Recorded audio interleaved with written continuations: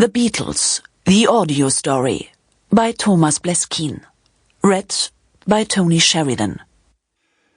The 6th of July 1957 is a thoroughly pleasant day in Liverpool. It's warm, a bit too muggy perhaps, and there are just a few clouds in the sky. There is a summer fete taking place in the small suburb of Woolton, and 17-year-old Ivan Vaughan is on his way there with a mate from the neighbouring suburb of Allerton. Ivan knows the singer and guitarist from the school band who are playing this afternoon really well, from the Quarry Bank High School for Boys. His friend, younger by 2 years, has often seen the charismatic frontman but never spoken to him before. The band plays a mixture of rock and roll, folk, jazz and country, known as skiffle. Ivan Vaughan knows that his young friend is a much more accomplished guitarist than the boy on the stage. He decides to introduce them.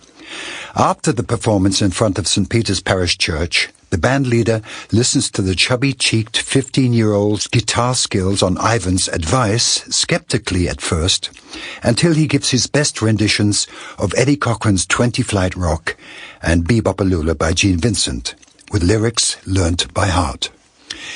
It isn't an easy decision. The band leader, a known maverick, who today is wearing a simple checked shirt in place of his customary long jacket, knows that if he asks the talented left-hander to join his band, then his days as number one are numbered.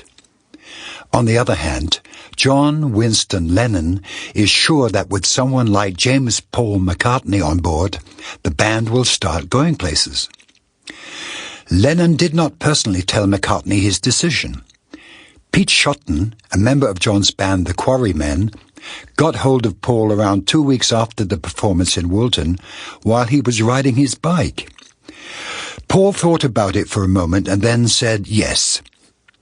A whole 3 months went by before they performed together, and Paul messed it up. He was so nervous that his carefully practiced guitar solo ended up wildly discordant. At this time, there were 5 members of the Quarrymen, and although the other members didn't take the band as seriously as John and Paul, it wasn't easy for George Harrison, aged just 15, to join the band.